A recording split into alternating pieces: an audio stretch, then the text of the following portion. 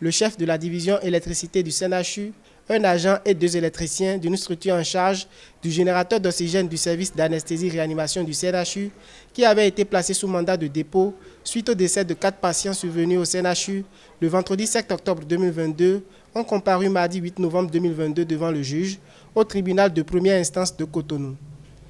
Après une première audience le 25 octobre 2022, celle du 8 novembre n'est pas allée à son terme.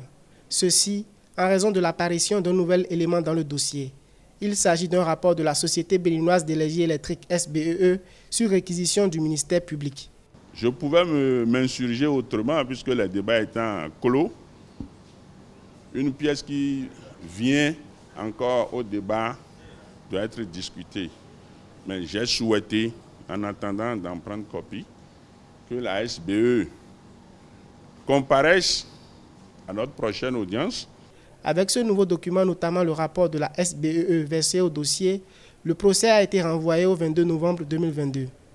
Suite à l'introduction du rapport de la SBEE dans le procès ouvert le 25 octobre 2022, le collectif des avocats de la défense a estimé que le principe du contradictoire doit être respecté.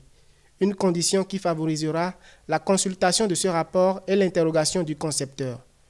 Des parents de victimes ayant décidé de porter plainte devant la Cour de répression des infractions économiques et du terrorisme CRIET se désolent de la manière dont le procès se déroule. La justice n'a qu'à faire son travail. Ce qui m'énerve vraiment, nous on a su qu'il y a eu coupure le 7 à 2h52.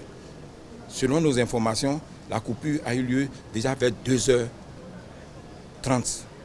Et on nous fait comprendre que dans la journée du jeudi, il y a eu coupure. C'est là, c'est grave. C'est là que je dis négligence des responsables de la direction du CNHU.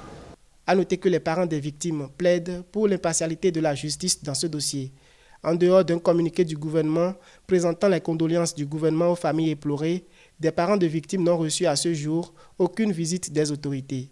Certains ont déjà procédé à l'inhumation de leurs défunts. À l'instar des autres victimes, Dame Ariel Adeniyi, une professeure de langue française âgée de 39 ans et veuve, a laissé 2 enfants mineurs à la charge de ses parents.